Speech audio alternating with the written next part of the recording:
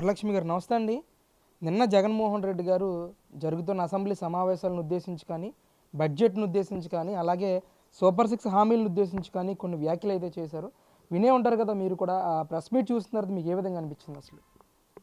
జగన్మోహన్ రెడ్డి గారి press meet చూసాక ఒకటే అనిపించిందండి. జగన్మోహన్ రెడ్డి గారికి సూపర్ సిక్స్ చేయలేదని, అసెంబ్లీలో ఆయన బడ్జెట్ మీద మాట్లాడలేదని ఆయనకి అంత కోపం వచ్చింది. నాకు ప్రతిపక్ష హోదా ఇవ్వలేదు వీళ్ళు, స్పీకర్ను కూడా అంటున్నాడు. ఆయన ఇవ్వలేదు, ఆయన ఇస్తే ఇవ్వాల్సిందే అంటున్నాడు. ఆయన నిన్న స్పీకర్ కూడా ఒక బుక్ చదివి వినిపించాడు. ఒక చట్టం ఇట్లా ఉంది, దీనికి నీకు ఇవ్వటానికి లేదయ్యా, నువ్వు అసలు 11 వచ్చిందని. ఇవన్నీ మర్చిపోయి ఆయన కాలం నాడు అటు సీట్ నుంచి ఇటు 5 వస్తే నీకుండదు ప్రతిపక్షం అని అన్నమాట ఆయనే అన్నాడు చంద్రబాబుని. అంటే ప్రతిపక్ష హోదాలో ఎంత ఉందనేది ఆయనకు తెలుసు. అసలు వన్స్ ఆయన ఉన్నప్పుడు ఆయనకు తెలుసు. మళ్ళీ ఇప్పుడు ఇలా మాట్లాడుతున్నాడంటే ఓసరు వెళ్ళి అంటాం మేము జగన్మోహన్ రెడ్డిని, ఓసరు వెళ్ళి అనమాట.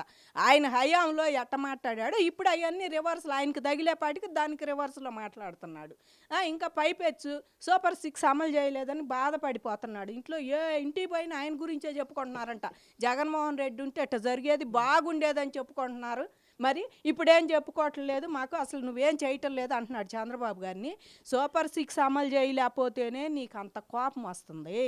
ఒక రాజధానిని 29,000 మంది రైతులు, 1,00,000 మంది జీవితాలు ఆధారపడి ఉండే, కొడుకుల్ని కోడళ్ళి పిల్లలు వాటి మీద ఆధారపడి ఉండి మేమందరం రోడ్లు ఎక్కితే నువ్వు ఒక్క రోజున దాని మీద మాట్లాడావు అసెంబ్లీలో? కనీసం ఒక్క రోజున అవతల వాళ్ళని మాట్లాడిచ్చావు. ఆ 18 మందిలో వాళ్ళని కూడా నువ్వు మాట్లాడిచ్చావా? 2-3 నువ్వే లాక్కున్నావు 23 మందికి. ఆ ఉండాలని కూడా నువ్వు మాట్లాడనీయలేదు ఆఖరికి.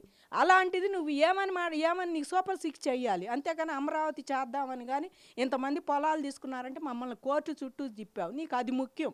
జనానికి సంక్షేమాలు ముఖ్యమే, మేము కాదను. ఏ నాయకుడైనా పెట్టినప్పుడు మేనిఫెస్టోలో అమలు చేయాలి. అది తప్పకుండా మేమైతే దానికి ఎటువంటి అభ్యంతరం వ్యక్తం చెయ్యాలి. కానీ ఆయన గతంలో చేసింది ఏందండి? ఏనాడన్నా ఆయన చేశాడు? ఇంతమందిని రోడ్డును పడేసి ఇప్పుడు నీ పక్కనాడు కూడా దీన్ని శ్మశానం అని ప్రజెంట్ ఇప్పుడు కూడా శ్మశానం కింద కడుతున్నాడు. సిగ్గు సార్ ఉందా బొత్స సత్యనారాయణకి? అసలు నువ్వేదో ఎమ్మెల్సీ దయదలిసి నీకు వదిలేశారు ఆ ఎమ్మెల్సీ, లేకపోతే నువ్వు అది కూడా అవ్వవు నిజంగా గట్టి పోటీ ఇస్తే అక్కడ. ఎందుకంటే వాళ్ళ రెఫరెండం చూసాం మనం. ఎమ్మెల్సీ అది కాదు కదా రెఫరెండం అని నువ్వే చదువుతున్నావు నిన్న. ఇది కాదని కేవలం ఈ డైవర్ట్ చేయటానికే. నిన్న ఎమ్మెల్సీ ఎలక్షన్లో కూడా మొత్తం ఎక్కువ కూటమి శాతం గెలిచిందని ఆయనకి ఇదంతా జనం చెప్పుకుంటారు, సంబరాలు చేసుకుంటారు అని తయ్యమంట తయ్యారమ్మ బంగారయ్య అన్నట్టు వచ్చాడనమాట. తయ్యమంట వచ్చి నేను ఒక ప్రెస్ మీట్ పెడుతున్నా అంటే జనం అందరూ అది మానేసి అసలు ఏం చదువుతాడో జగన్మోహన్ రెడ్డి ప్రెస్ మీట్ అంటే అందరికీ. ఎందుకంటే అది ఆయన ప్రెస్ మీట్ అంటే ఇంట్రెస్ట్తో ఏదో రాష్ట్రానికి ఉపయోగపడే ప్రెస్ మీట్ కాదు.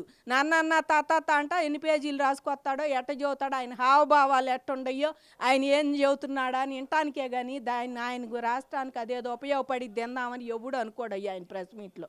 ఆ రకంగా చెప్పే జగన్మోహన్ రెడ్డి నిన్న ప్రెస్ మీట్లో 3 బీజేపీ వాళ్ళు ఉంటేనంట వాళ్ళకి ప్రతిపక్షం ఇచ్చాంట. ఇప్పుడు మీరు వచ్చినా మీకు ప్రతిపక్షమే అయింది. మీరు 11 మంది ఉండారు, 11 మందికి 11 5 వేసుకోండి నిమిషాలు, మీకు కొన్ని 3 వేసుకోండి, 11 3 అరగంట పైన మీకు 40 నిమిషాలు టైం ఇస్తారు. మేము మాట్లాడాలి అనుకుంటే ఖచ్చితంగా 40 నిమిషాలు టైం ఇస్తారు. ఆ 40 నిమిషాల్లో నువ్వు మాట్లాడకుండా కూర్చొని మేము రాము, మాకు హోదా, నీకు హోదా ఎక్కడి నుంచి తెచ్చి హోదా అనేది ఏమైనా తగిలించుకొని బోర్డు ఇస్తే వేసుకొని వస్తావా ఏంటి? నుంచో కూర్చో. ప్రతిపక్షంలో 3 ఉండారంటే బీజేపీలో కేంద్రం ఉంది కనుక, కేంద్రంలో పార్టీ ఉంది కనుక వాళ్ళు 3 అయినా ఢిల్లీ రాజధాని కనుక 3 అయినా వచ్చి ఇవాళ ఆప్ ఆద్మీ పార్టీలో కూర్చొని వాదిచ్చారు వాళ్ళు మాకు కావాలని. అలాగే నువ్వు కూడా వచ్చి అడుగు ఆంధ్ర రాష్ట్రం తరపున.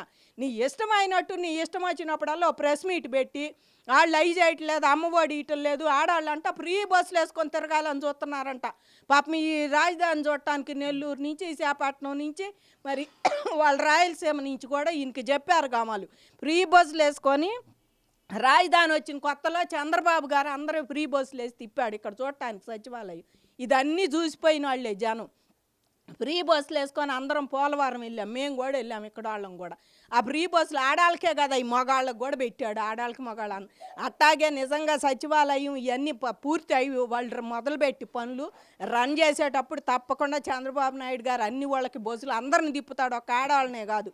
అవన్నీ ఫ్రీ బస్సులు వేసుకొని తిరుగుతురు. కానీ మీరు ఊరక ఏదో సచివాలయం చూడాలి, మా వాళ్ళు తిరగాలి, తిరుగుతామంటున్నారు అని చెప్పి వాళ్ళు చూడటానికి సిగ్గు ఉండాలి. నువ్వు ఉండప్పుడు ఏం చేసా మరి ఏం చూద్దామని తిరుగుతాం అనుకున్నారు వాళ్ళు.